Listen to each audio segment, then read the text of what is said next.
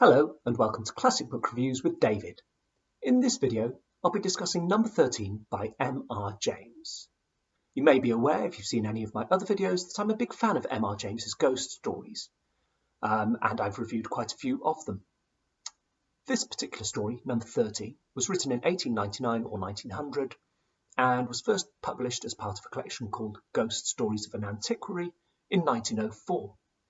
It's the story of about a man called Anderson, who travels to Denmark to do some research on churches, and while he's there he checks in at a hotel and he's shown round by the hotel owner. He's looking for a suitable room and he chooses room number 12. One thing he notices is that there is no room number 13. Next door to him is room number 14. But he knows that this is quite a common thing in Denmark. For superstitious reasons, a lot of hotels don't have room number 13. He doesn't think too much of it. However, he goes to bed quite late at night. When he goes to bed, he tries the handle of his door. It won't open. And then he realises he's not at his door. He's at another door to another room.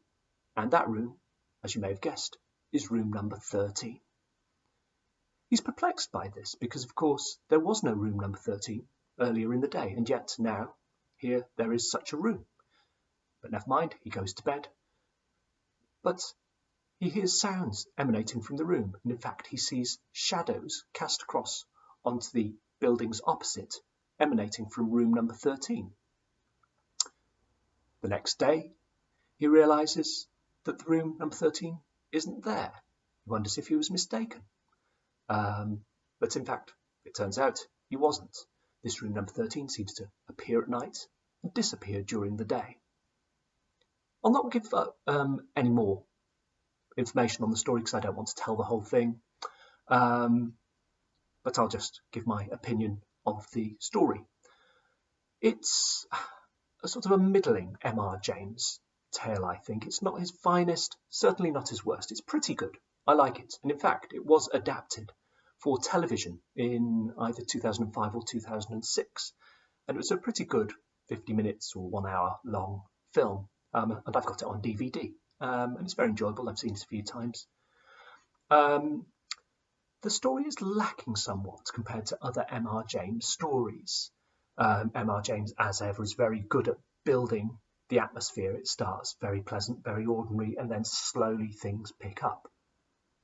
However, in this story, unlike M.R. James's best stories, the protagonist doesn't seem to be in any mortal peril at any point, and there's little sense of dread. Quite often in M.R. James's best stories, you get this horrible feeling that the main character is going to be got by something malevolent, and that never really seems to happen in this story. So it's not quite as it is one of his very best stories. But it is still a very good story in itself. I dithered as to whether or not to give it 3 or 4 stars.